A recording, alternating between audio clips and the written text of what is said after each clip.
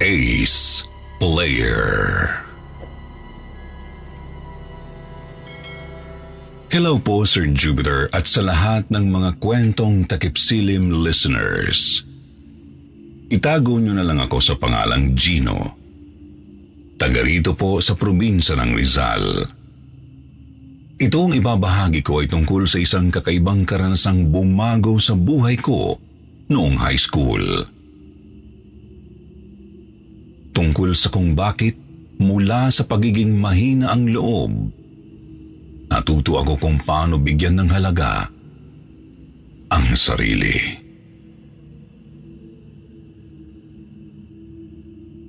Simulan po natin ang kwento isang takipsilim noong third year high school ako. 2011 pa po noon.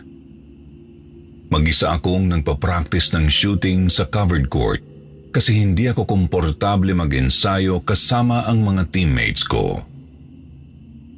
Gaya nga po ng sabi ko, mahiyain at mahina ang loob ko.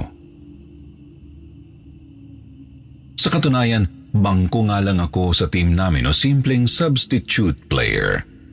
Samantalang ang mga starting players naman namin lalo na ang team captain na si Melvin. Mayayabang at madalas akong kinakansawang lampayatot. Nagtagal lang naman ako sa team kasi sabi ni coach napakalaki raw ng potential ko. Maski payat daw kasi ako, maliksi naman akong kumilos at medyo matangkad. Kaya palagi niya akong ini-encourage na pataasin ang self-confidence ko, bagay na hindi ko naman magawa-gawa. Padilim na po noon at konti na lang din ang tao sa buong campus. Focus lang ako sa dribbling at shooting. Pero nasa kawalan talaga ang isip ko. Hindi ko na nga po napapansin ang mangilan-ngilang mga nagdaraan sa labas ng covered court. At hindi ko rin namalayang may lumapit pala sa akin. Nabigla na lang ako kasi may sumalo sa bola ko nang malaglag ito galing sa ring. Isang binatang kaedaran ko lang. Tapos naka-uniform. Pwedeng makilaro? Sige na, kahit sandali lang.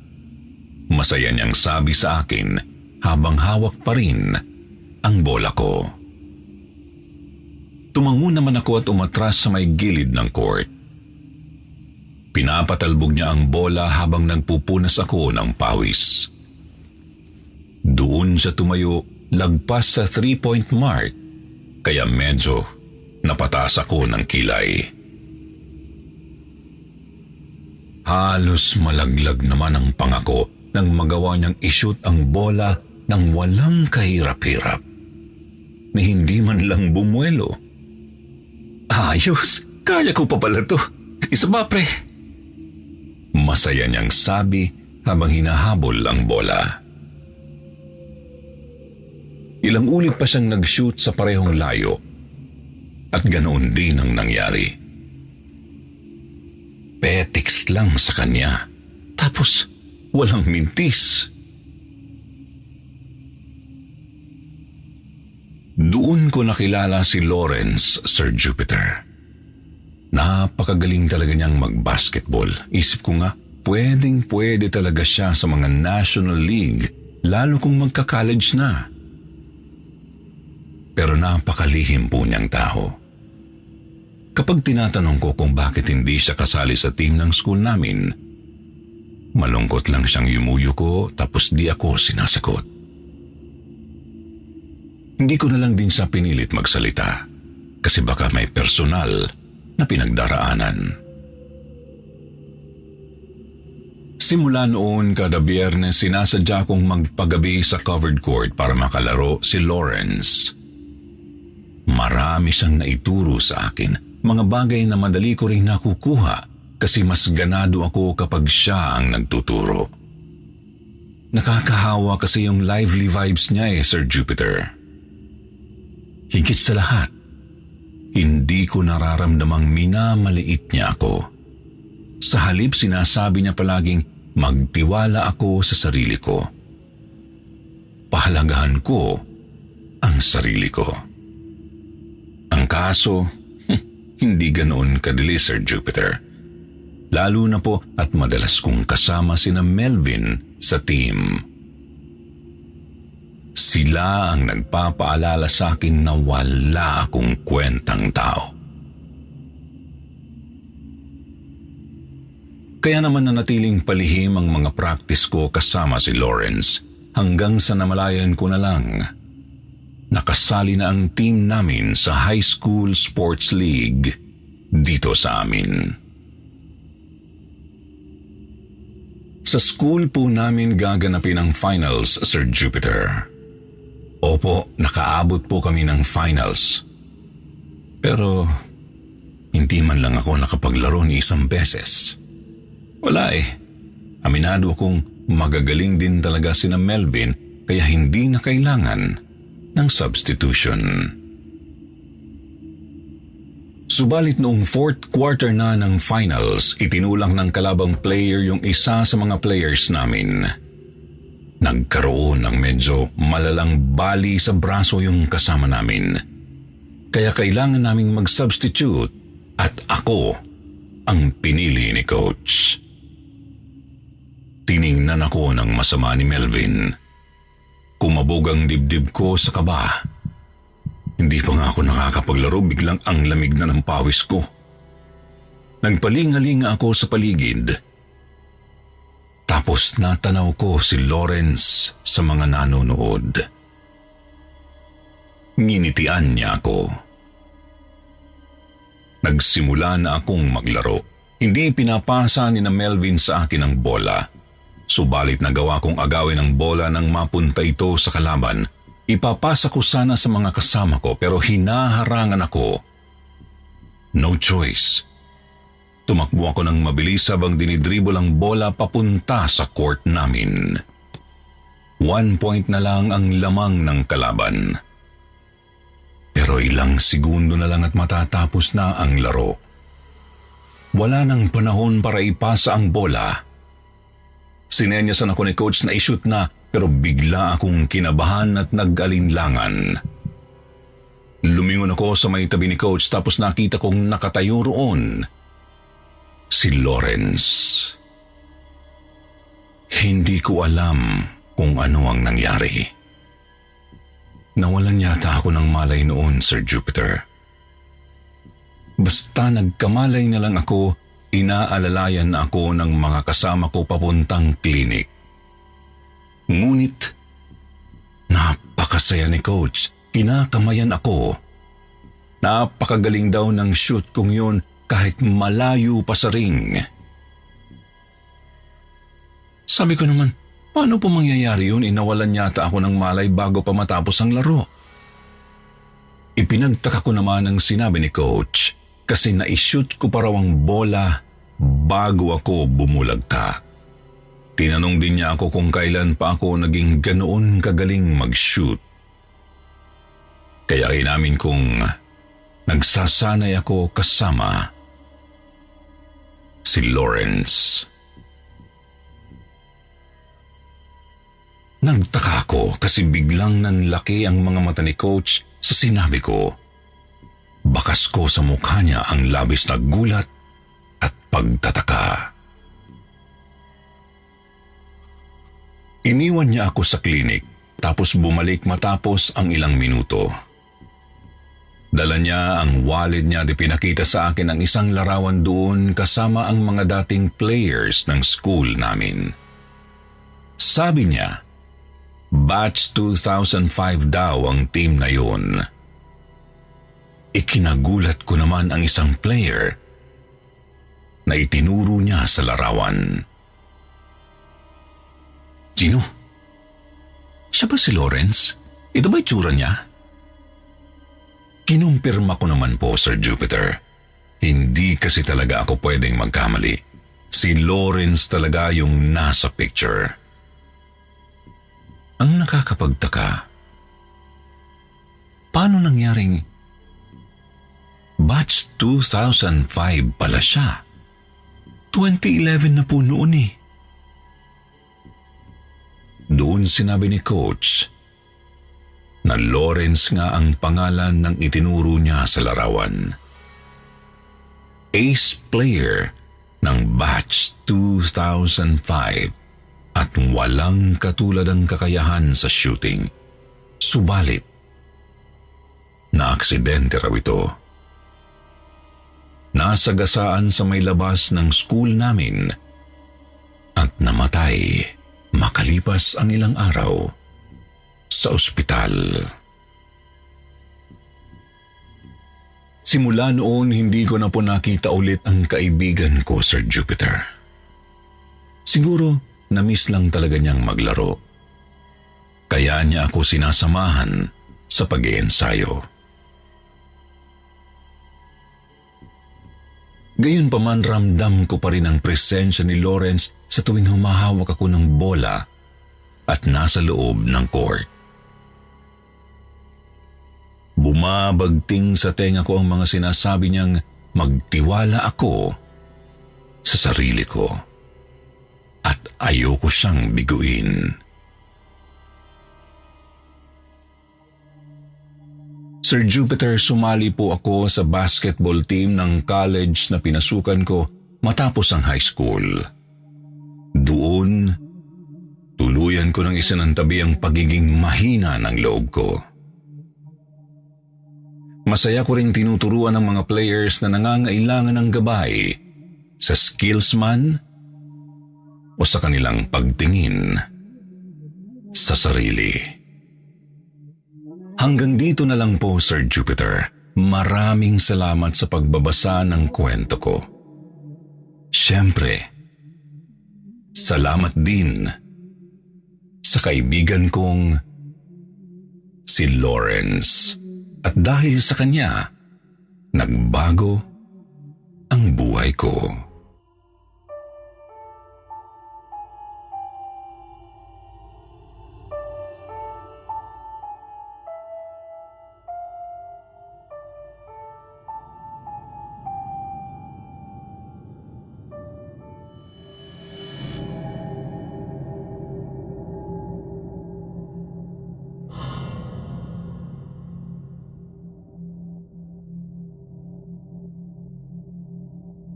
Laro ni Kuya Boboy.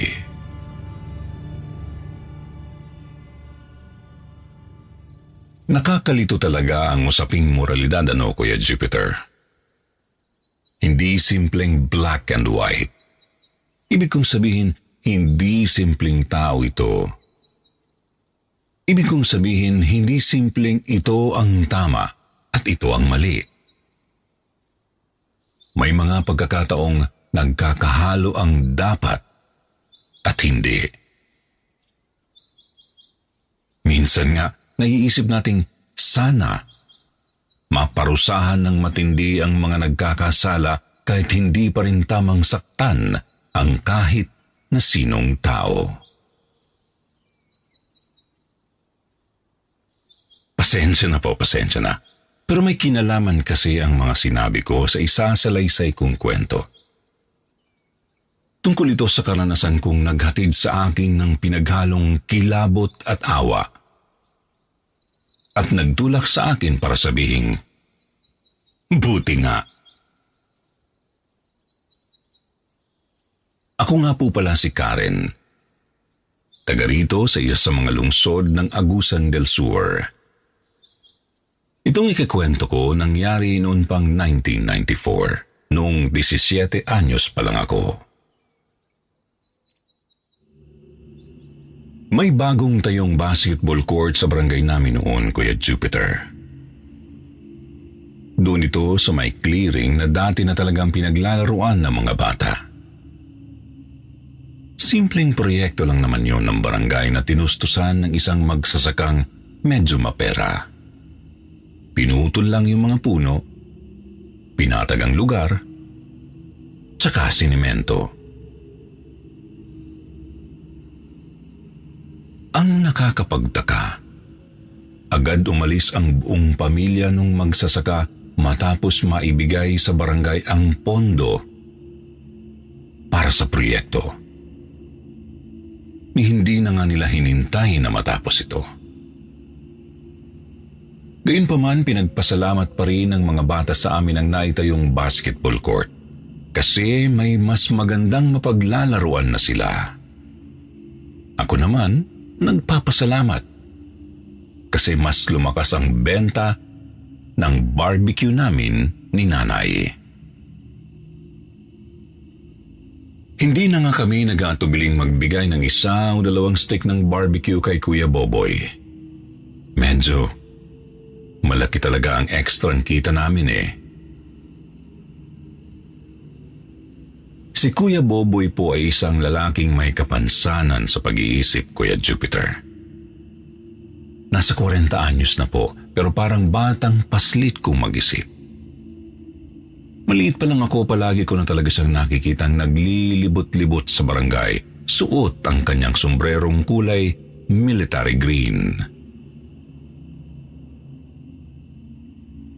Nawala lang siya ng ilang buwan bago simulang itayo ang basketball court. At bumalik lang nang makaalis na ang maperang magsasaka. Mahal na mahal siya ng mga taga sa amin. Masayahin po kasi at hindi naman nananakit kahit ganoon ang kalagayan niya. Kaya taus-puso siyang sinusuportahan ng barangay officials namin, lalo na nang mamatay ang kanyang nanay. Wala na rin kasi siyang ibang kamag-anak. Kami namang mga kapitbahay niya nag-aabot na rin ng kanin at ulam niya kung may maibibigay. Sa may basketball court tumatambay si Kuya Boboy araw-araw. Kahit noong clearing pa lang ang lugar, doon na talaga niya gustong magpalipas ng oras. Marami kasing mga bata na nakakasundo at nakakalaro rin niya. Isang hapon, Kuya Jupiter, may mga dumating na 7 binata galing sa ibang mga barangay. Tansya ko nasa mga 14 hanggang 16 anyos. Isang tingin ko palang halata ko ng mga bugoy ang mga yun. Kala mo kasi kung sino makasta eh. May dala silang bola. Gustong maglaro sa basketball court. Ang kaso, tinataboy nila yung ibang mga batang naglalaro. Ang malala, namimisikal sila at hindi nakikinig kapag pinagsasabihan ng ibang mga matatandang naroroon. Dahil sa takot sa mga bugoy, lumalayo na lang yung ibang mga bata. Nainis din kami ni Nanay kasi bukod sa nakakainis talaga ang presensya nila, kumonti pa ang kita namin noong hapong iyon. Mahigit 1 oras na silang naglalaro ng basketball nang dumating si Kuya Boboy. Ipigilan ko sana si Kuya kasi baka saktan siya nung mga binata. Kaso, mabilis siyang nakalapit sa mga ito at nagtanong kung pwede bang sumali. Gaya nga ng inaasahan ko, agad siyang pinagtripan ng 7 bugoy. Sinusuntok-suntok, pinagtatawanan, at pinagsasalitaan ng masasakit na salita. Mga salitang masakit marinig kahit sa aming mga nasa paligid. Napakasakit ding pakinggan ang iyak at pagmamakaawa ni Kuya Boboy. Tama na. Masakit. Aray ko, tama na. Gusto sana naming sakluluhan kaso pinipigilan kami ng 4 sa mga barumbadong binata. Mabuti na lang at may tumawag ng mga tanod para awatin ang gulo. Agad dinampot ng mga tanod ang mga binata tapos pinatawag ang mga magulang nila. Subalit napakarami ng natamong sugat at pasa ni Kuya Boboy. Umahagulhol pa nga po at nanginginig sa takot nang nilapitan ko para alalayan. Siyempre, pinulot ko rin ang paborito niyang sombrero para ibigay sa kanya. Pagkatapos gamutin.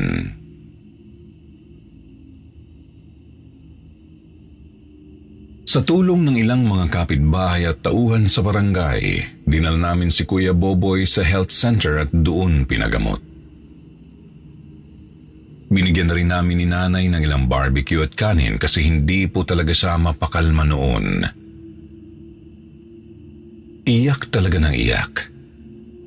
Tapos kumukunot na ang noo dahil sa sumisidhing galit. Medyo nanibago nga ako, Kuya Jupiter, kasi hindi ko pa talaga nakitang magalit si Kuya Boboy. Kinabukasan binalikan ko si Kuya Boboy sa health center, kaso wala na siya roon. Umuwi raw, sabi ng nurse. Ayaw pa sanang paalisin kaso nagpumilit daw ito. Kaya naman pinuntahan ko ang kubong tinitirhan ni Kuya Boboy. Pero wala naman siya roon. Lumipas ang maghapon nang wala akong nakitang Kuya Boboy. Wala sa amin ang may alam kung saan ito posibleng pumunta, lalo't wala naman na itong kamag-anak. Subalit, 2 araw matapos manggulo ng mga bugoy, nagulat na lang kami nang bumalik ang isa sa kanila kasama ang kanyang nanay. Ang nakapagtataka, halatang hindi maayos ang kalagayan ng nasabing binata. Nakasimento ang braso at may takip na gasa ang isang mata. Kapansin-pansin ding wala ito sa sarili. Nanginginig tapos palingon-lingon. Mararamdaman mo talagang may kinakatakutan itong makita. Dumiretso ang magnanay sa barangay hall. Nang makauwi na sila, agad kumalat ang tsismis ng sinasabing dahilan kung bakit sila nagpunta. Binugbog daw ni Kuya Boboy ang binata. Bagamat nabigla kaming lahat, nagtawanan lang kami kasi alam naming napakalabo ng sinasabi nila. Unang-una, napakabait ni Kuya Boboy. Kailanman wala iyong sinaktan. Ikalawa, yung binata at ang kanyang mga kasama ang naghasik ng lagim sa basketball court namin. Kung totoong binugbog nga yun ni Kuya Boboy, ay di mabuti nga, di ba? Gayunpaman sa loob-loob ko, nag-aalala ako kasi hindi pa rin namin nakikita si Kuya Boboy. Nababahalang mga kabarangay naming baka may ginawa ng masama ang mga magulang nung binata kay Kuya. Medyo napapakalma lang kami sa dahilang di naman siguro sila pupunta sa amin kung sila nga ang kumuha kay Kuya Boboy. Lumipas pa ang ilang araw, Kuya Jupiter. Isa-isang nagsipuntahan sa barangay hall namin ang mga magulang ng 6 pang binatang pasaway. Lahat sa mga binatang yun hindi maganda ang kalagayan. Bugbog, sarado at hindi makausap dahil sa matinding takot. Yung isa pa nga putok pa ang batok kasi raw hinampas ng bato ni Kuya Boboy. Pautal na sabi ng isa sa kanila, nakakakilabot daw ang itsura ng baliw na sumalakay sa kanya. May suot daw na sombrerong pangsundalo. Namumula ang mga mata at nabubulok ang balat at laman. Napakalakas daw nito kasi nagawa siyang ihagis ng ilang metro ang layo. Naging pagkainis ang dating tawanan naming magkakabarangay. Di na kasi talaga sila nakakatuwa.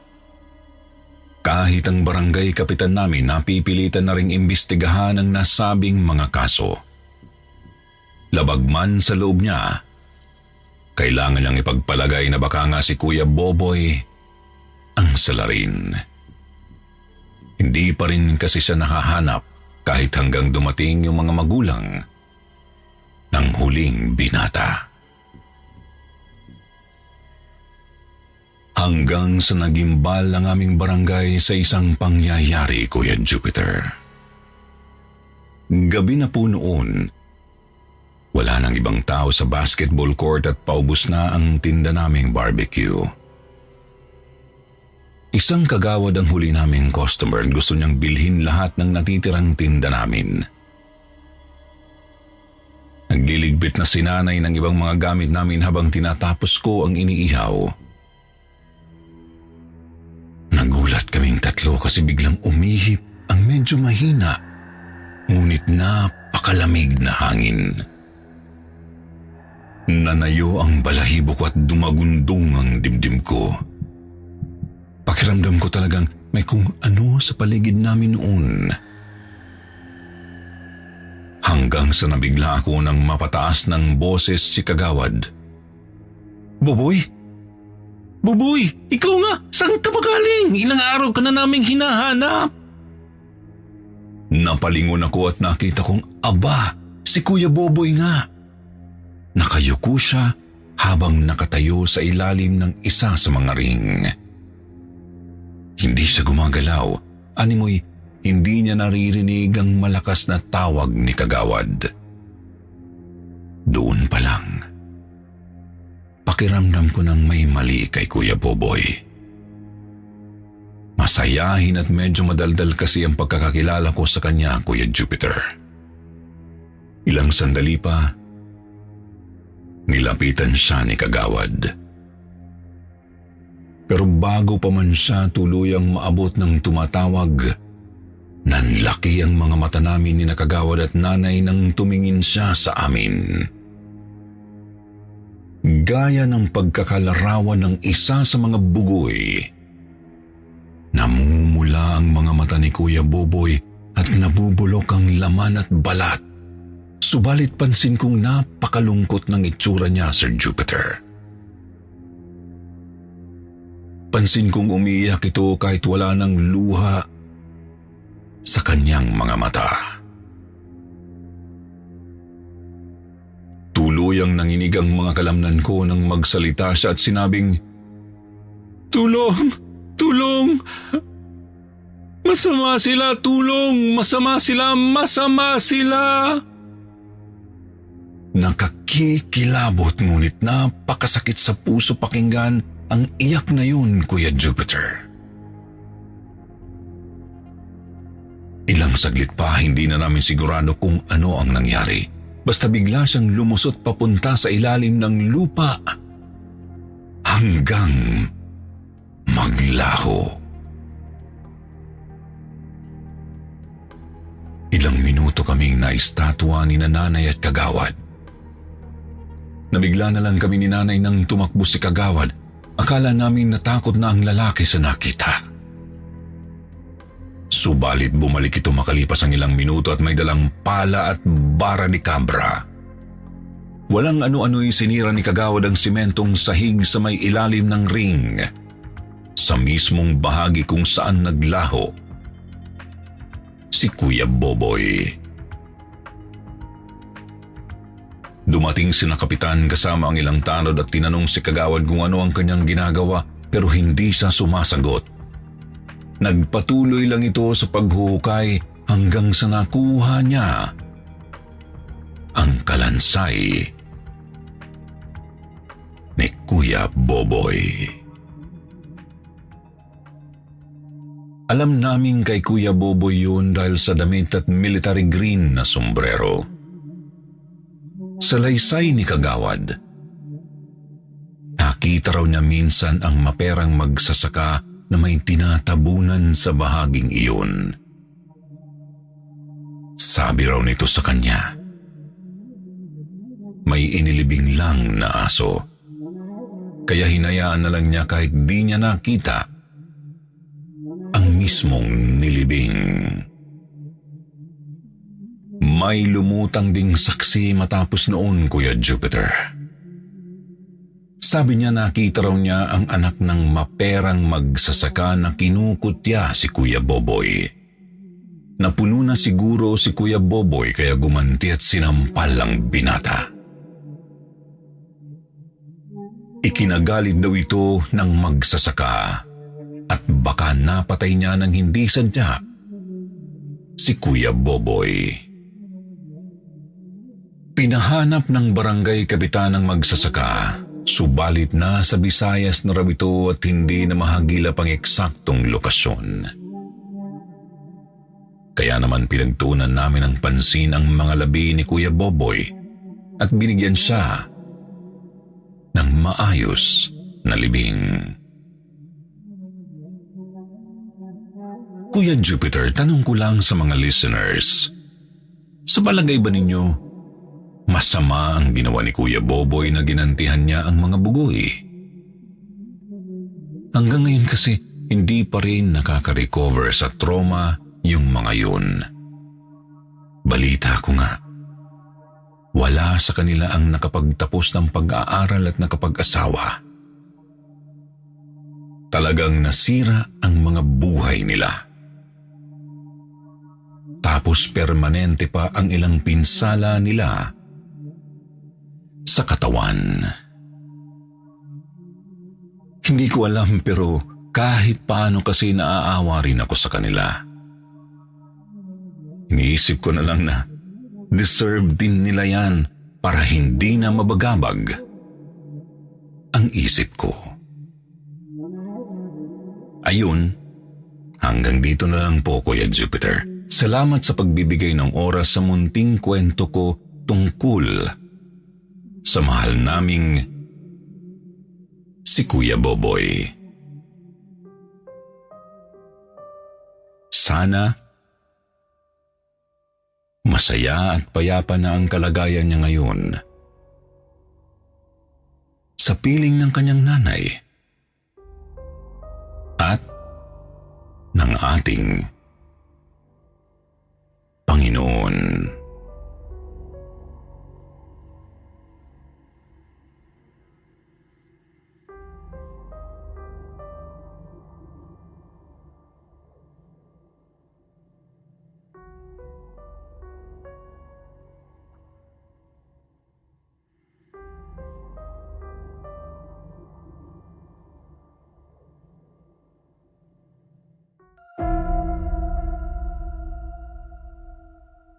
Nobyo ng Engkantada.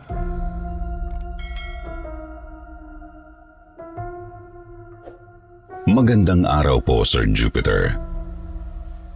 Ito po ang kauna-unahang magkikwento ako ng aking karanasan sa buhay na di namin makakalimutan ng asawa ko. Avid listener niyo po kami kaya sa inyo namin ito gustong ipadala. Tawagin niyo na lang po ako sa pangalang James at ang asawa ko naman ay si Belle. Nangyari po ito nitong isang taon lang, September 5, 2022. Nangyari ito sa lugar namin sa probinsya ng Cebu, sa aming paaralan na dating sementeryo noon. Halos lahat dito sa amin ay alam na ang paaralan na ito ay dating sementeryo. May mga naglalakihang puno sa paligid na nagpapalamig ng temperatura, pero nagpapataas ng balahibo sa katawan. May 2 gusali ang eskwelahang ito na may 2 palapag. Malalawak ang silid-aralan dito pero may iba ring ordinaryo lang ang sukat. Nang dahil sa bagyong Odette, marami ang nasira sa eskwelahan. Isa ako sa kinuhang magkukumpuni dahil kilala ako ng prinsipal. Kasama ko sa pag-aayos ang papa ko na itatago ko na lang sa pangalang Mayo. Sabay kaming pumunta sa paaralan at sa unang araw namin ay nagsimula agad kaming magtrabaho para mabilis matapos ang gagawin. Sa kalagitnaan ng pagtatrabaho namin, may narinig akong tumatawang babae. Parang pinagtatawanan ako. Nung una parang malayo pa sa amin ang tumatawang babae, kaya hindi ko na lang pinansin dahil wala rin naman akong nakitang ibang tao sa paligid. Kami lang ng papa ang tao sa eskwelahan ng araw na yun dahil walang klase. Ipinagpatuloy ko ang pagtatrabaho. Sa tapat ng ginagawaan namin ay may malaking puno na hindi pamilyar sa akin. Sobrang laki nito na di kayang akyatin ng tao. Kaya habang nagpapalit kami ng bubong ng paaralan, tinanong ko si Papa kung narinig din ba niya ang babaeng tumatawa. Sagot naman ni Papa sa akin, huwag ko na lang daw pansinin. Saka wala naman daw siyang narinig. Ang Papa ko ay 61 years old na. Pero malakas pa ang katawan. Kaya pa niyang magtrabaho pero hindi ko na lang sa pinapaakyat sa bubong kasi baka madulas at mahulog. Huminto na kami ng 12:00 para mananghalian. Umuwi kami noon sa bahay dahil malapit lang naman ito sa eskwelahan. Pagkarating namin sa bahay ay agad kaming kumain at bandang 1:00 ay bumalik na kami para ipagpatuloy ang ginagawa namin sa paaralan. Isinama ko na ang asawa ko kasi nababagot daw siya sa bahay. Isinama na rin namin ang anak naming 3 taong gulang pa lang. Habang nagtatrabaho ako, panay ang sulyap ko sa aking mag-ina. Kasi nandyan na naman ang babaeng tumatawa. Palakas ng palakas ang tawa niya na ikinagulat ko na talaga kasi wala namang ibang tao sa eskwelahan bukod sa amin. Ang asawa ko ay tahimik lang sa isang lugar dahil ipinaghehele niya ang aming anak. Nilibang ko ang sarili para di ko marinig ang tawa ng babae. Kinakausap ko ang aking asawa tungkol sa paaralan kagaya ng tinanong ko siya kung saang classroom siya dati nung nag-aaral pa siya dito. Hindi naman po sa pagyayabang pero first honor po ang asawa ko noong nag-aaral pa siya. Kaya tinanong ko siya ng tinanong para di ko mapansin ang naririnig kong babaeng tumatawa. Pakiramdam ko kasi ng oras na yun, malapit na siya sa akin. Parang nasa harapan ko na siya, kaya nagmamadali ako tapusin ang ginagawa ko. Bandang 3:00 na nang matapos namin ng papa ko ang trabaho. Hinagilap na namin kung nasaan ang prinsipal. Habang naglalakad kami, nagpaalam ang asawa ko na maglilibot saglit sa ibang parte ng eskwelahan. Alam kong nakikiramdam siya dahil alam din niya ang misteryo ng paaralang iyon. Bukod pa roon, dati nang malakas ang pakiramdam niya pero wala po siyang third eye. Nang makita namin ang prinsipal, umuwi na kami matapos na ibigay ang aming sahod. Dumaan muna sa bahay namin ang papa ko at nakipag-inuman sa akin. Medyo may tama na ako noon nang magpaalam ang papa ko na uuwi na raw siya sa kanila. 6:00 na ng gabi nang ihatid ko siya sa sakayan ng jeep. Kasama ko ang anak ko na naghatid dahil ayaw niyang magpaiwan sa bahay. Gusto talaga niyang sumama. Habang naglalakad kami ng anak ko, napadaan kami sa malaking puno ng hermelina. Bigla kong naalala ang sabi ng asawa ko na may nakatira daw ditong kapre. Pagka-uwi namin ng bahay, tinanong ako ng asawa ko kung nakasakay na ng jeep ang papa ko, pero hindi ko raw siya sinagot. Inaya na raw niya akong kumain para makatulog na raw kami dahil gabi na. Pero bigla na lang daw akong nangisay. Namimilog daw ang mata ko at nanlilisik. Ang sabi ng asawa ko, parang gusto ko raw silang sakmalin ng anak ko. Pero hindi natutuloy dahil napapahinto ako kapag tinatawag niya ang aking pangalan. Bigla raw akong bumabalik sa katinuan kapag tinatawag niya ako. Inaya ko na raw silang kumain pero kakaiba raw ang ngisi ko. Natatakot na at naiiyak ang asawa ko. Alam niyang may kakaiba na raw sa akin ng oras na yun. Pero hindi raw nagpatalo ang asawa ko. Sinuotan niya ako ng rosaryo sa kamay. Bigla naman daw akong nangisay at nanlisik ang mata nang isuot niya ang rosaryo sa kamay ko. Dahil iba na raw ang nangyayari sa akin, nagdasal na raw ang asawa ko pero nagagalit daw ako.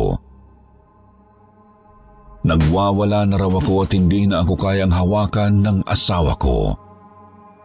Napakalakas ko raw. Dumating daw ang biyenan ko para tingnan kami dahil akala raw ay nag-aaway kaming mag-asawa.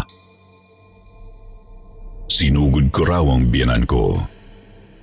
Sa takot daw nito ay tumakbong pabalik sa kanilang bahay. Mabuti raw at nagawa pa akong pigilan ng asawa ko. Muntik na raw mahimatay sa takot ang biyenan ko. Mabuti na lang at natulungan ng kapatid ng aking asawa.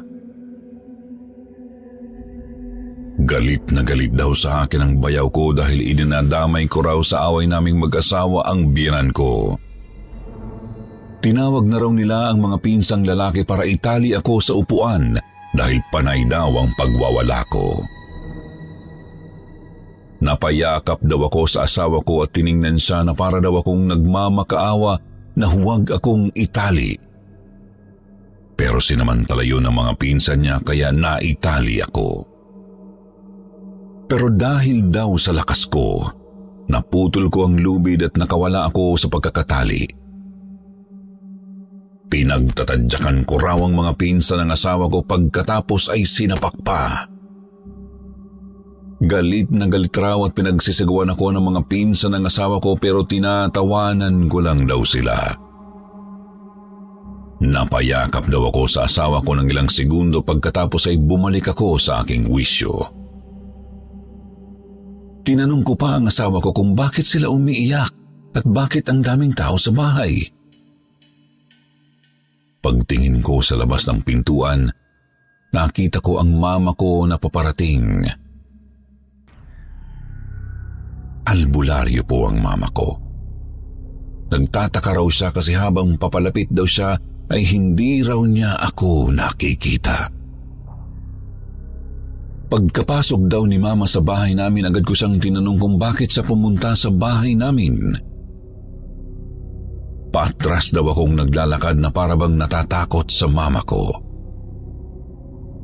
Ang sabi ng asawa ko may binanggit daw ang mama ko at bigla akong nawalan ng malay. Nang hihina raw ako at nang magkamalay, sigaw daw ako ng sigaw at sinasabing, tama na, ayoko na. Binanggit ko pa raw ang pangalan ng kaibigan kong namatay at sinabi ko pa raw na, Pre, hintayin mo ako patawad at hindi kita sinamahan. Sumigaw daw ako ng malakas pagkatapos ay bigla na naman akong hinimatay. May ilang oras daw akong nakatulog at pagkagising ay nagulat ako nang makita na nasa bahay ang mama ko. Sinabihan agad ako ng mama ko na sumama raw muna kami sa kanya. Litong-lito ako dahil ang mga sinasabi niya ay sinasang-ayunan naman ng asawa ko. Hindi ko talaga alam ang nangyayari dahil naging kakaiba ang mga kilos nila. Pakiramdam ko ay may mali. Lumipat muna kami ng tirahan pansamantala.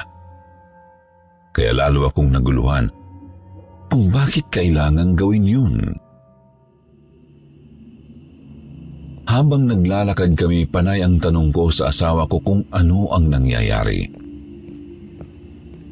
Ang natatandaan ko lang kasi ay inihatid ko lang sa sakayan ng papa ko. Pagkatapos nun ay parang nakulong ako sa madilim na kwarto. Kasing laki lang yun ng bahay ng manok. Ako lang mag-isa ang nandun. Hindi ako makakilos dahil masyadong masikip. Naririnig kong may tumatawag sa akin at ang huli kong narinig ay ang boses ng aking anak na tinatawag ako. Parang boses ng Santo Niño na nasa altar namin. Naririnig ko rin ang iyak ng asawa ko at panay ang tawag ko sa kanila. Pero hindi nila ako naririnig. Nang pasakay na kami sa jeep papunta sa bahay ng magulang ko, may nakita akong tao na naka-jacket at nakamaong na pantalon. Pero wala siyang mukha. Parang damit lang yon na nakalutang sa hangin. Nagmamadali niya kaming sinundan. Nararamdaman ko ang galit niya, kaya nakaramdam ako ng takot. Sinabi ko sa asawa ko ang aking nakita pagkarating namin sa bahay. Ang sabi niya, nobyo raw yun ng babaeng tumatawa na naririnig ko. Nakagalit daw ito sa akin, kaya sinapian ako. Ang sabi ng asawa ko, marami daw elemento sa eskwelahan na pinagtrabahuan namin ni Papa. Kaya simula noon, hindi na kami bumalik sa dati naming bahay. Sa ngayon, may bahay na kami malapit sa magulang ko. Dito na kami namalagi at di na rin namin binalikan pa ang dati naming bahay. Dahil nang minsan na binalikan ko yun, ramdam kong naroon pa rin ang elementong may galit sa akin. Pakiramdam ko, minamatsagan niya ang kilos ko.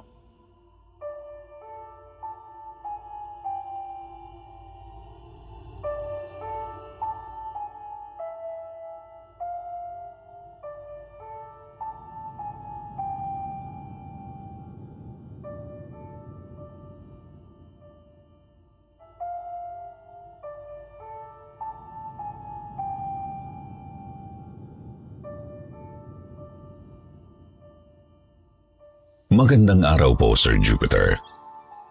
Itago niyo na lamang po ako sa pangalang Nida. Taga-Bataan po ako. Malapit po ang bahay namin sa isang bukal na kalaunan ay ginawa ng private resort. Tuwing summer po ay may mga nagpupunta dito na galing pa sa iba't ibang lugar. May maliit kaming tindahan, pero kapag maraming tao sa resort, ay talagang namumuhunan kami para dagdagan ang tinda namin. Mabili kasi kapag ganoong panahon. Isa sa mga dayo ang nakilala kong lalaki na naging kabiruan ko na kalaunan. Naging kaibigan ko siya.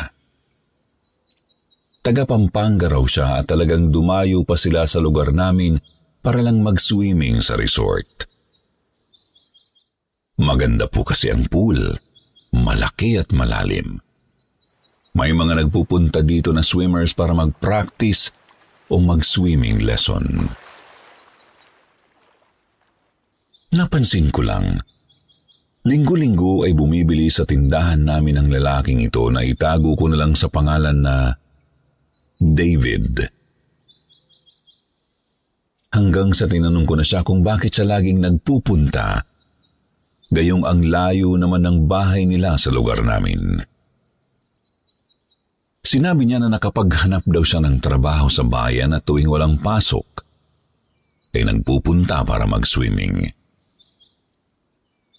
Sa kakabiro ko sa kanya, umamin din siyang ang tunay na dahilan niya raw ay para ligawan ako. Hindi ako sumagot sa kanya. Hindi dahil sa ayaw o gusto ko, kundi nagdadalawang isip talaga ako kung papayag na ba akong magpaligaw. Mabait naman ang magulang ko at 25 years old na ako noon. Payag naman sila, ako lang ang may ayaw dahil mayroon akong sariling dahilan. Pero dahil sa pagtsatsaga ni David, pumayag na rin akong ligawan niya. Isang gabi, nagulat ako nang dumating siya kasama ang ilang barkada. Hindi naman kami gaanong nakapag-usap dahil mas kinausap niya ang tatay ko. Palaging ganoon ang ginagawa niya. Naisip ko, kinukuha niya ang loob ng tatay ko. Naayos lang naman sa akin. Dapat nga ay ganoon talaga, kaya pakiramdam ko ay nahuhulog na rin ang loob ko sa kanya. Pero matapos ang ilang linggo niyang pabalik-balik sa amin, naging madalang na siyang pumunta. Minsan, barkada na lang ang inuutusan niya para magdala ng kung ano-ano at ipasabi ang bilin niya. Doon ako nainis. Kaya sinabihan ko ang barkada niyang sabihin sa kanya na tumigil na sa panliligaw. Ilang araw ang lumipas, bumalik ang barkada niya sa amin at sinabing gusto raw makipagkita sa akin ni David. Hindi raw kasi ito makapunta sa amin. Nung una ay ayaw ko dahil naisip ko baka dahilan niya lang ang lahat. Baka talagang ayaw niya sa akin at napipilitan na lang. Pero sabi ng barkada niya, tapat daw si David sa akin. Sadyang may problema lang daw ito, kaya hindi ako pinupuntahan. Nagpasya akong makipagkita sa kanya para magkalinawan at gusto ko na rin tuldukan ng lahat. Nagpaalam ako sa magulang ko at pumayag naman sila. Nakamotor lang ang mga barkada niya at umangkas ako sa isa sa kanila. Habang nasa daan kami, puro aberya ang naranasan namin. Bigla na lang namatay ang ilaw ng motor. Napakadilim pa naman sa amin kapag gabi dahil wala pang street light. Pabundok kasi ang lugar namin. Dahil kaunti lang ang tao at hindi naman lahat ay may sasakyan, kaya hindi nilalagyan ng street light. Lalong nang padilim sa daan ang nagtatayugang mga puno na malalago ang sanga. Pagkatapos mamatay ang headlight ng motor na sinasakyan ko, biglang huminto rin ang makina nito. Itinabi ito ni Lance sa gilid ng kalsada. Huminto naman ang iba niyang kasama para ilawan ang motor niya gamit ang headlight ng kanilang motor. Tiningnan ni Lance ang makina pero wala namang problema. Ayaw lang talaga umandar. Naguguluhan ako sa pagtatalo nila. Sinasabi kasi nila na dapat ay huwag gabi pumunta sa amin kasi delikado. Pero hindi naman sila pwede sa araw dahil may mga trabaho. Nang tanungin ko kung ano ang problema nila, doon ko nalaman na tuwing pumupunta pala sila sa amin, palagi silang nagkakaaberya. may kung sino raw na parang pumipigil sa kanila. Laging nasisira ang motor at minsan daw, muntik na silang maaksidente. Nagpasya na si Lance na itulak na lang ang motor niya. Naglakad na lang ako. Nagtulak na rin ang iba pa niyang kasama kahit hindi naman sira ang makina ng motor nila. Pero ilang saglit lang. Bigla na lang bumigat ang motor ni Lance. Hindi na ito maitulak. Parang dumikit sa kalsada. Sinubukan kong itulak at nagtataka ako kasi ayaw ngang umusad. Akala ko kasi ay nagbibiro lang siya na hindi maitulak, pero totoo nga. Medyo nagkakagulo na kami. Nagpapanig na ang mga kasamahan niya. Nakakaramdam na rin ako ng kakaiba sa paligid. May narinig akong umuubo at nakalanghap pa ako ng usok ng tabako na parang sumasabay sa hangin. Sinabihan ko silang umuwi na lang sila at uuwi na lang din ako. Ayaw pa nilang pumayag pero nagalit ako. Sinabi kong hindi sila makakauwi hanggat hindi ako bumabalik sa amin. Hindi na ako nagpaliwanag pa sa kanila. Kabisado ko naman ang lugar namin at alam kong hindi ako mapapahamak kahit maglakad akong pabalik sa amin. Pero sila, alam kong mapapahamak sila kapag nagpatuloy akong sumama sa kanila para makipagkita kay David. Nang medyo malayo na ako sa kanila, narinig kong umandar na ang makina ng motor ni Lance. Doon ko nalaman na talagang hindi sila o si David ang problema. Kagagawa nito ng bantay kong kapre.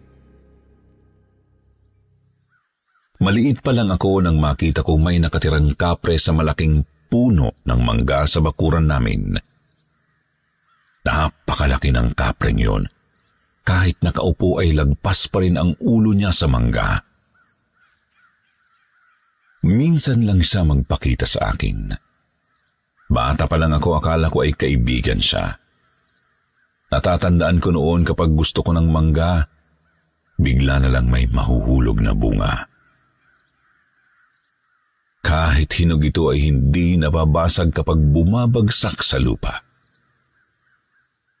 Minsan isang kumpul pa ng mangga na nakakapit pa sa sanga ang nahuhulog. Ang kapring yun ang dahilan kung bakit ayaw kong magpaligaw o mag-asawa. Natatakot akong may gawin siyang masama sa mga taong magkakagusto sa akin. Isang beses nagkaroon din ako ng manliligaw.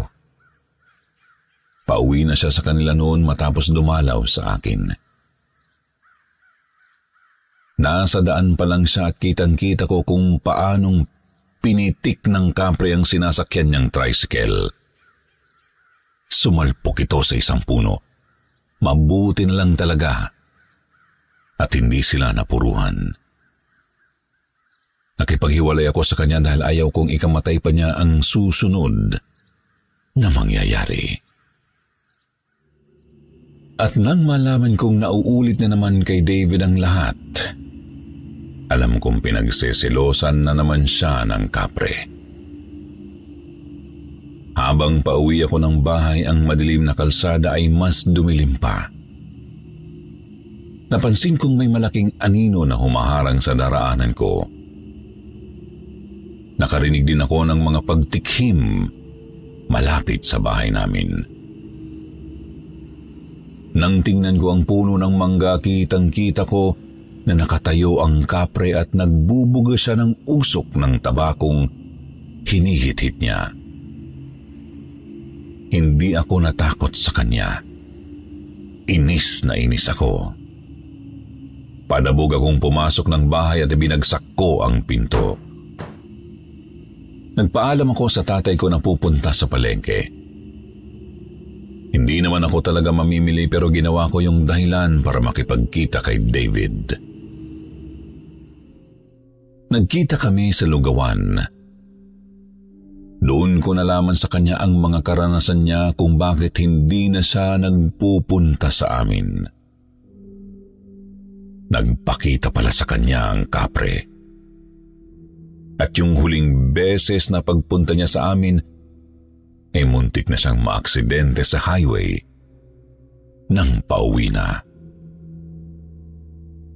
Sir Jupiter, sinabihan ko si David na huwag nang babalik sa amin dahil tinatapos ko na ang panliligaw niya. Nagkunwari akong galit at sinabihan ko pa siya na ginagawang dahilan ng kapre na hindi naman kako totoo. Pero ang totoo, ayoko nang masaktan siya ulit. Ayokong sumama sa kanya dahil ayaw kong iwan ang pamilya ko. Doon kami nakatira at wala naman kaming ibang mapupuntahan. Ilang beses na naming inilapit sa albularyo ang puno ng mangga para itaboy ang kapre pero lahat ng nagpupunta ay natatakot agad. Kahit hindi pa nakakarating sa bahay namin. May ilang albularyo na hindi na nagpupunta at pinahihirapan na ng kapre. Kaya hindi na tumutuloy. Ang sabi nila hindi naman daw ako kukunin ng kapre sa pamilya ko. Pero ayaw daw talaga nitong mag-asawa ko. Parang naghihintay lang daw ang kapre na sunduin ako sa tamang oras. Nakakatakot mang isipin, pero dahil nga nararamdaman ko ang kapre, kahit minsan lang siyang nagpapakita sa akin, naniniwala akong may balak nga siya. Pero ano naman ang gagawin ko? Hindi naman niya kami sinasaktan. Sinasalbahe niya lang ang mga may balak na manligaw sa akin. Sinubukan ko na rin ang sinasabi ng iba na putulin ang buhok ko o kaya huwag akong magpahaba ng buhok. Wala pa rin yun, Saysay. Nandyan pa rin siya. Nakabantay. Sir Jupiter, namamatay kaya ang kapre? O di kaya may oras na umalis na lang siya at bumalik sa mundo nila? Sana magkusa na lang siyang iwan ang lugar namin para maging malaya na rin ako. Pero minsan, parang nasanay na rin ako. Parang ayaw ko na rin mag-asawa, lalo pa ngayon na may asawa na ang mga kapatid ko at ako na lang ang naiwang kasama ng magulang ko sa bahay namin. Hanggang dito na lang po ang aking kwento. Marami pong salamat sa pagbasa. More blessings to come po sa inyong YouTube channel.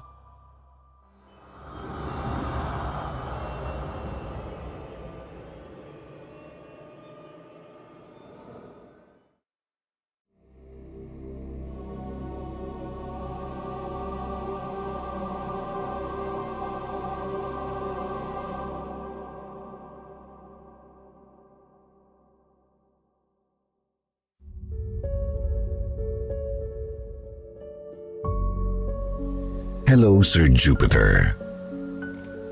Tawagin niyo na lang akong Angel.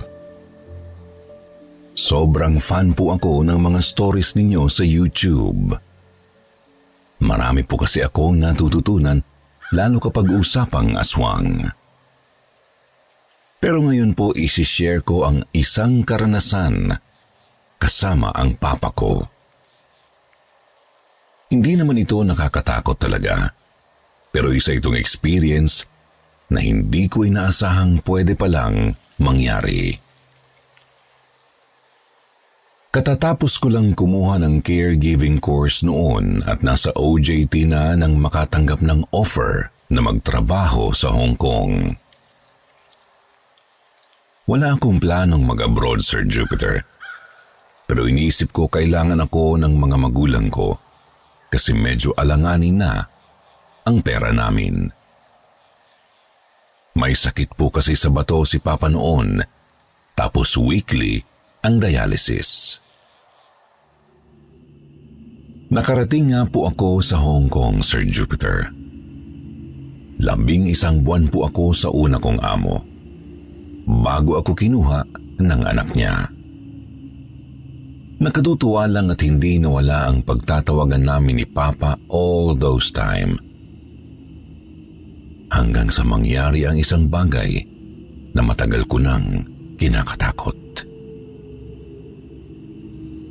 November 15, 2019, madaling araw. Siguro mga bandang 3:00. Wala akong kasama sa bahay kasi umalis ang mga amo ko. Natutulog lang ako noon sa itaas na bahagi ng double deck na kama. Nang bigla ko na lang naramdamang umaalog ang kama ko. Ramdam kong may umaakyat at ramdam ko rin ang tapak sa kumot kong parang may humihiga sa tabi ko. Subalit katakatakang hindi ako natatakot, Sir Jupiter. Kinakabahan, oo, pero dahil lang sa ikinabigla ko ang mga naramdaman ko at hindi dahil sa kilabot. Tuloy lang ako sa pagpikit hanggang sa naramdaman ko na lang na may yumakap sa akin. Nagising na lang ako bandang 5:30. Hindi ko na namalayang nakatulog na pala ako matapos ng kakaiba kong naramdaman. Tiningnan ko ang cellphone ko at nagulantang ako sa dami ng messages at missed calls. May galing sa ate ko, mga pinsan, mga pamangkin at maging galing sa ibang mga tao. Hindi ko malaman kung alin ang unang bubuksan hanggang sa napindot ko ang isa. Nanlamig ako sa nabasa ko, Sir Jupiter. Condolence, Angel. Minessage ko ang nasabing nag-chat pero hindi niya ako nireplyan. Nanginginig kong tinawagan ang pinsan kong tinutuluyan ng mga magulang ko at tinanong ko agad kung ano ba ang nangyayari. Doon, tuluyang sumampal sa akin ang katotohanang wala na ang papa ko. Hindi agad nag-sink in sa kalooban ko ang nalaman. Hindi ako makaiyak. Pinaalalahanan din ako ng pinsan ko na huwag munang tawagan si Mama kasi siya ang nag-aasikaso sa katawan ni Papa. Ngunit hindi rin ako nakatiis at tinawagan ko rin si Mama. Doon ko na lamang matagal na palang may taning ang buhay ni Papa at pinapauwi na rin ako nito.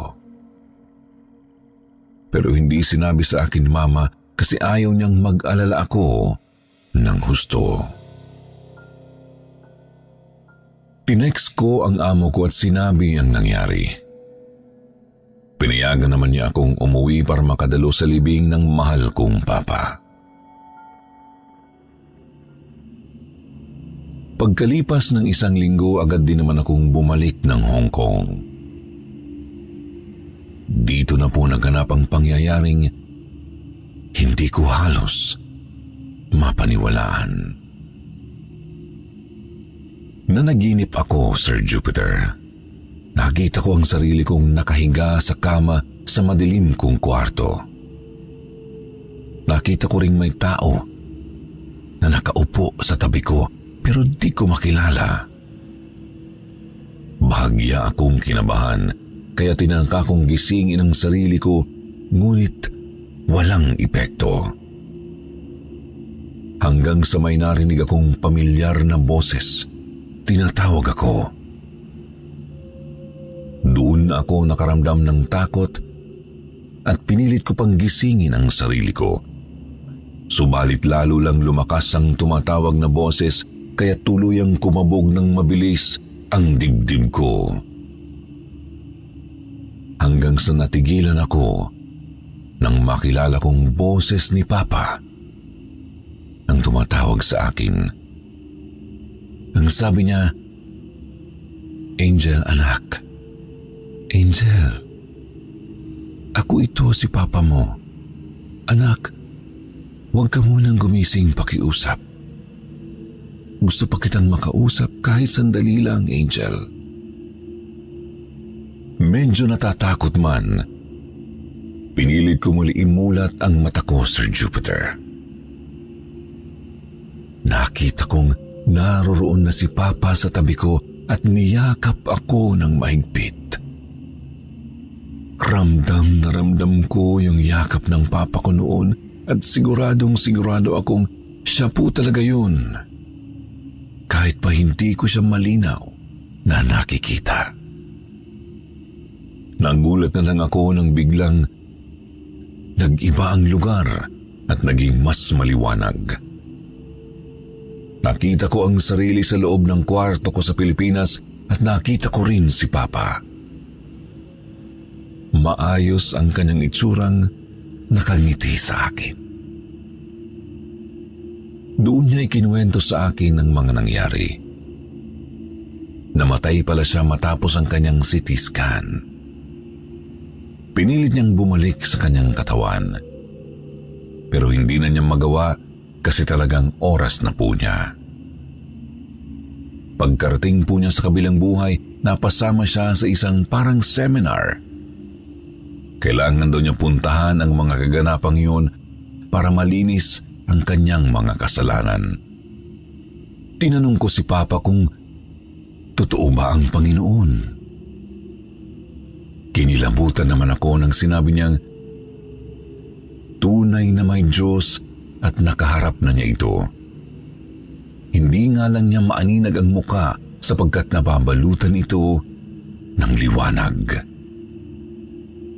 Pinaliwanag lang niya sa aking kailangang magbasa ng Biblia kasi isa ito sa makatutulong sa atin.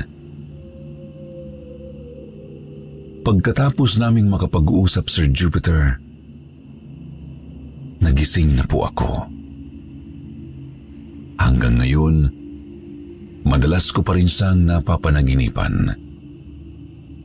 Minsan, napapanaginipan ko ang mga bagay na pinapangarap naming gawing magpamilya.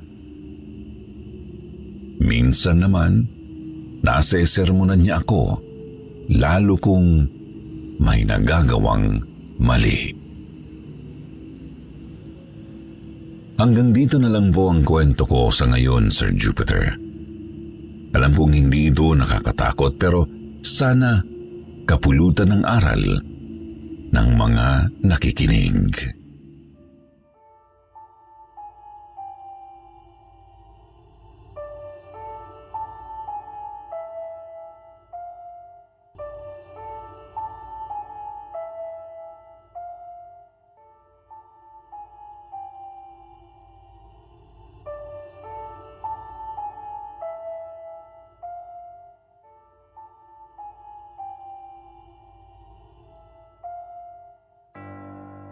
Huwad na espiritu ng kasintahan. Kuya Jupiter, napakasakit mawalan ng minamahal, lalo na kung sa hindi inaasahang paraan. Ang masama, madalas nagiging sanhi ang sakit na ito para makagawa tayo ng mga maling pasya o hakbang. This is something I've learned the hard way. Kaya minabuti ko nang ibahagi sa inyo ang karanasan ko para hindi na gawin ng mas maraming tao. Pwede ninyo akong tawaging Annie, isang dalagang taga Marikina. Ang ibabahagi ko po ngayon ay tungkol sa kagagahang ginawa ko nang mamatay ang boyfriend kong si PJ. Bagay na muntik ko lang ikapahamak, pati na ng mga kasama ko. Nangyari po ito just a few months ago, Kuya Jupiter. Namatay si PJ kasi nadamay sa isang rambulan. Napadaan lang po siya sa isang kalye noon, tapos tinamaan ng isa sa mga malalaking bato na pinaghahagis ng mga nag-aaway. Napakabuti po niyang tao at walang kinalaman sa mga ganoong bagay, Kuya Jupiter. Kaya napakasakit para sa akin na mawala siya ng ganoon na lang. Napakarami pa naming mga plano at mga pangarap, lalo na ang bumuo ng sarili naming pamilya. At lahat ng iyon naglaho dahil lang sa mga kabataang sinasayang ang buhay. I was deeply unconsolable that time. Hindi tumatalab kahit ano pang sabihin ng mga kamag-anak at kaibigan ko. Baliwala kahit sabihin pa nilang malulungkot si PJ na makita akong umiiyak. Malungkot ako eh. Alangan naman i-deny ko o pilitin ko ang sarili ko na sumaya. Pauwi na po kami matapos ang libing noon, Kuya Jupiter. Ginabi kami kasi ayokong iwan agad si PJ. Kasama ko po noon ang besi ko na si Brennan, pinsan kong si Mitch at isa pang kaibigang si Dory.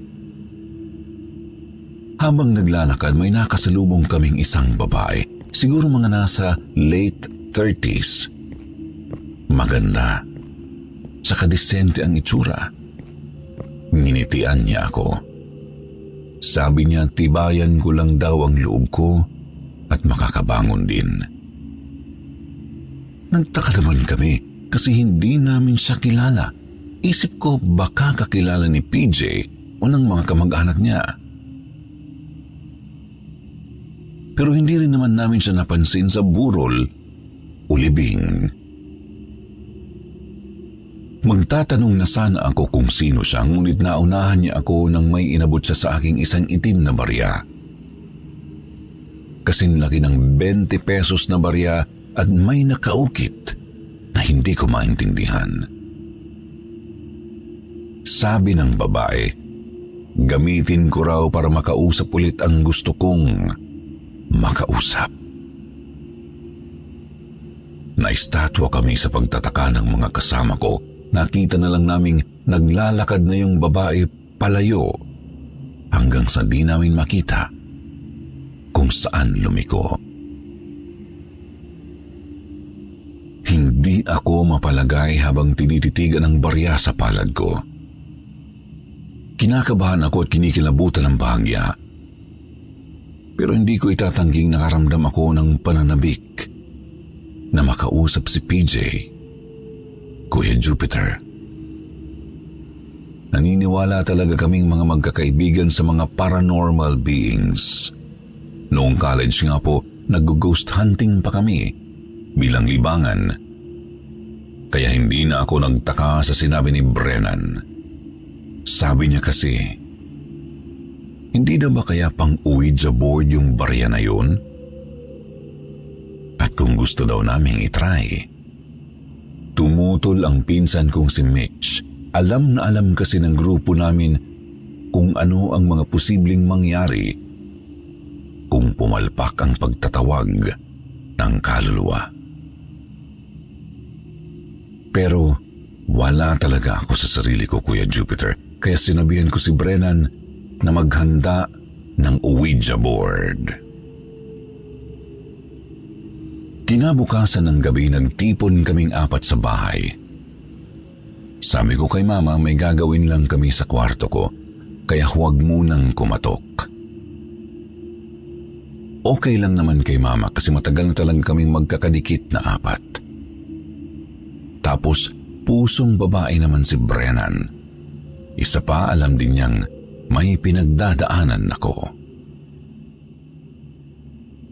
Hindi ko napansin noong mismong oras na yon, pero ngayong inaalala ko, kakaiba na ang lamig sa kwarto ko habang nilalatag pa lang ni Brennan ang Ouija board sa sahig at mga kandila sa kwarto. Hindi na rin maganda ang pakiramdam ko sa barya.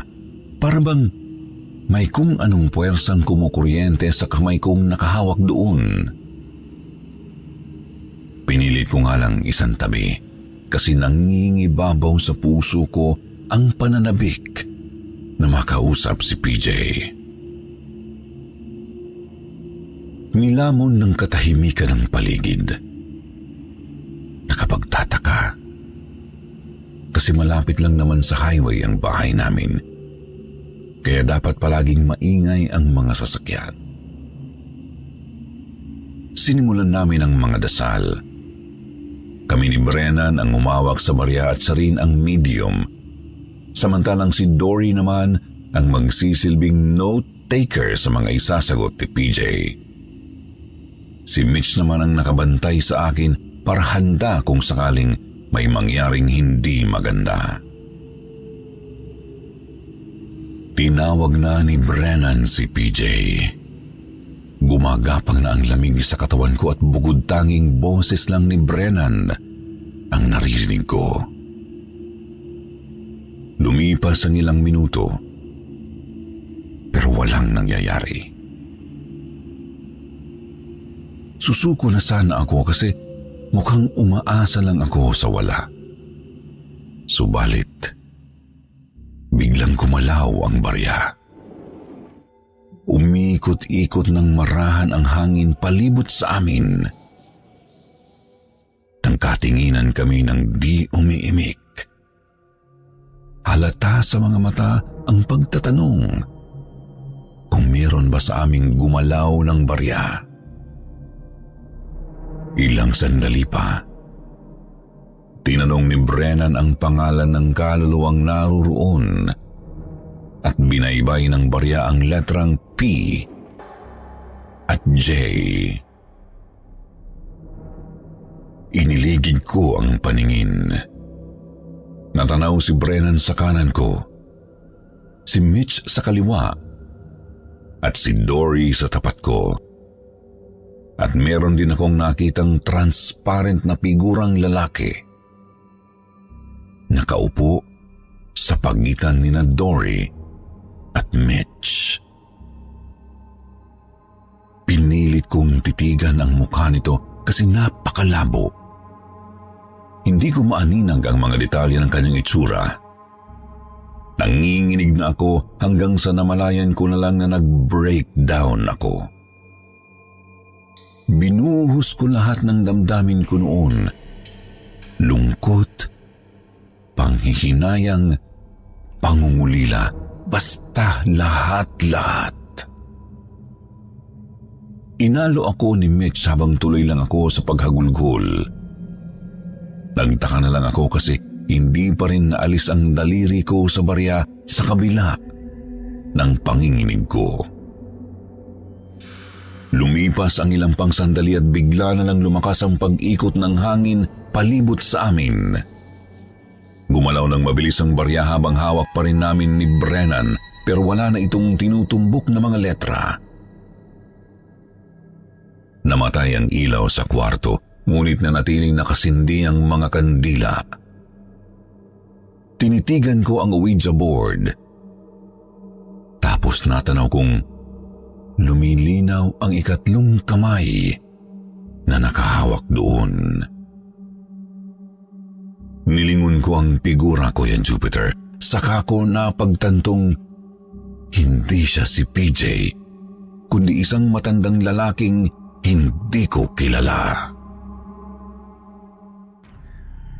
Bakas ko ang kilabot sa mukha ng mga kasama ko sa sinabi ko.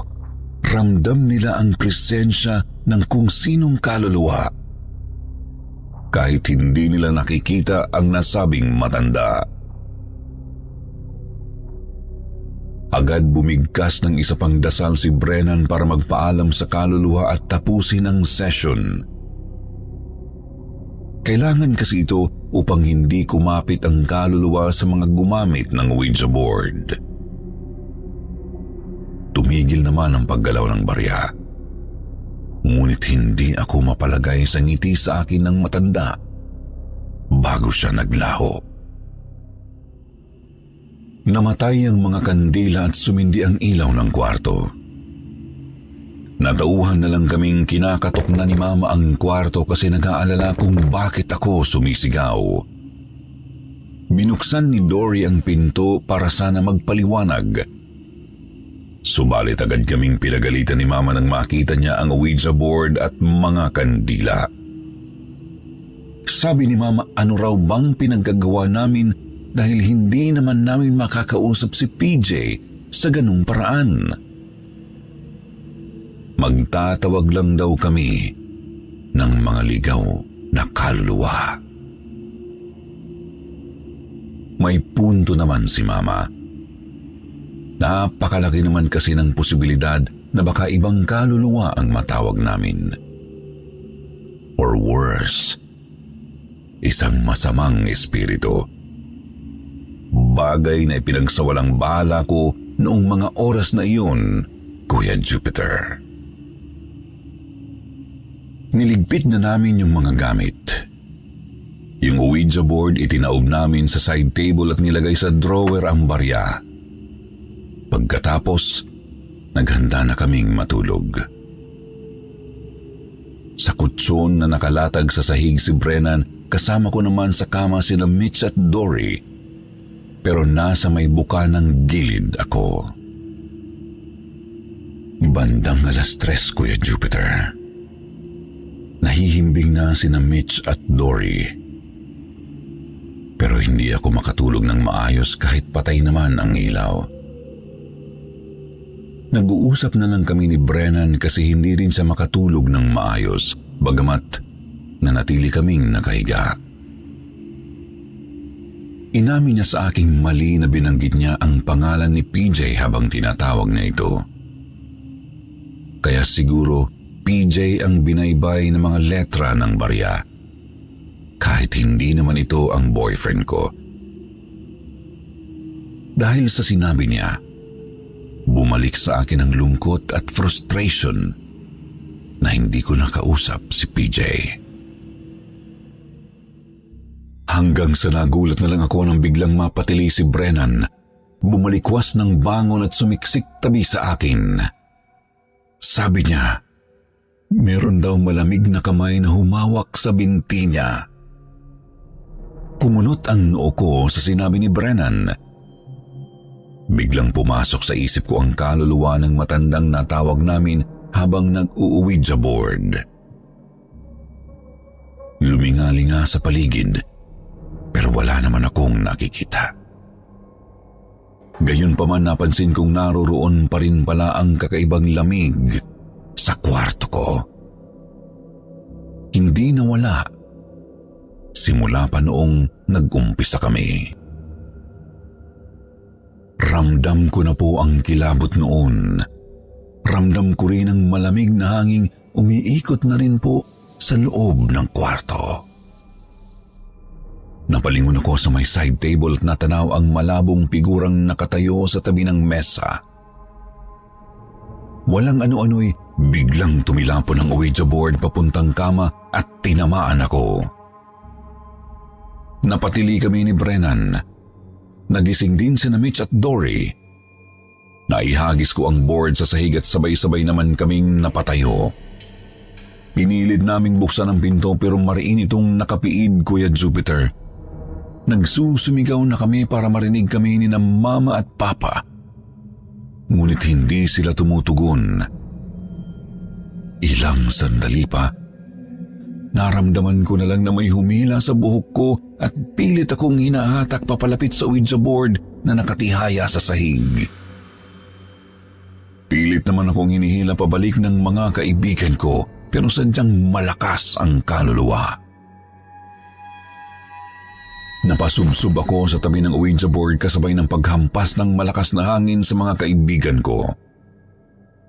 Kita ko na lang na natulak sila sa may pinto.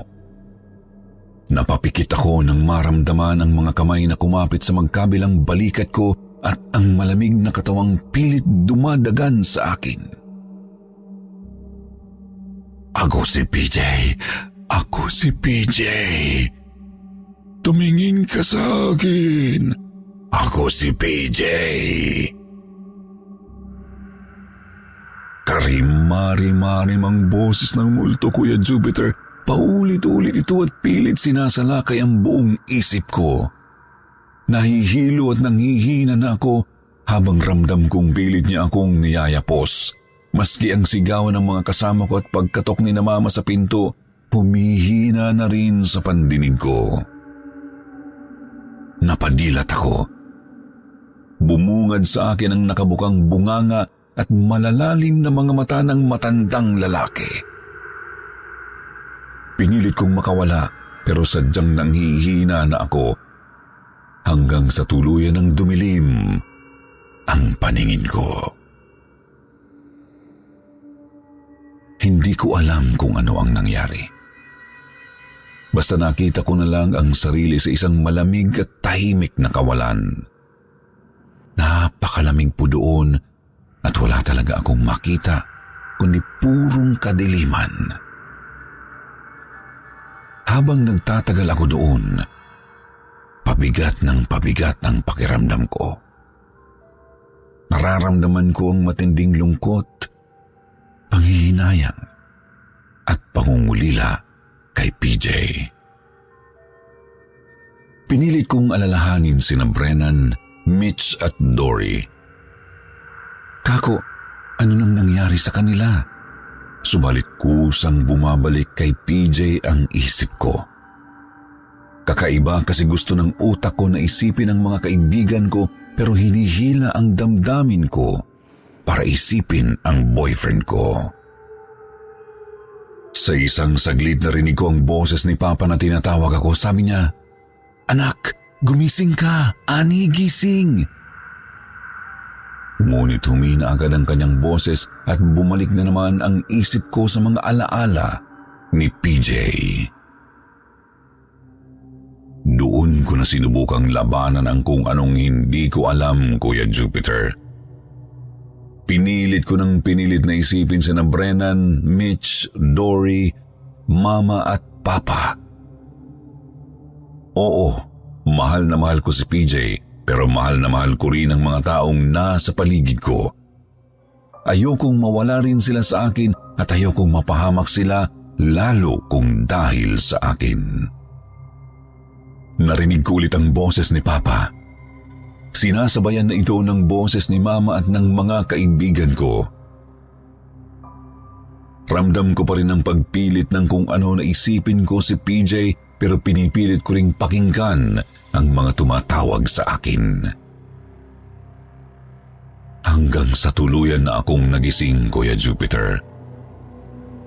Nakatali ang mga braso at binti ko sa kama at may isang lalaking naglalapat ng isang krusipeyo sa noo ko.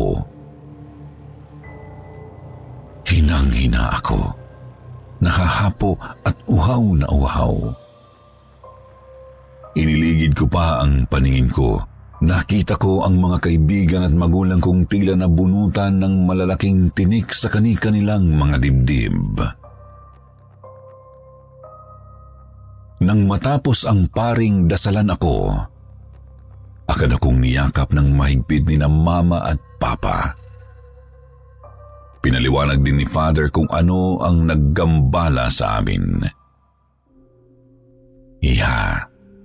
Isang kaluluwang naghihigop ng lakas ang natawag ninyo. Ikaw ang pinuntirya kasi inaalihan ka ng negatibong pakiramdam. Normal lang ang malungkot at malugmok dahil sa pagkawala ng minamahal sa buhay at iba pang dahilan. Pero, tandaan mong palaging nariyan ang mga mahal mo sa buhay, ang Panginoon para sa iyo. Minungkahi rin ni Father na magpatingin ako sa isang psychologist. Makakatulong din kasi ito para tuluyan akong makabangon. Simula noon, pinapahalagahan ko na ang bawat tao sa buhay ko, Kuya Jupiter. Aaminin ko, I still love PJ very much. Pero kailangan ko rin kasing mahalin ang sarili ko at magpatuloy sa buhay.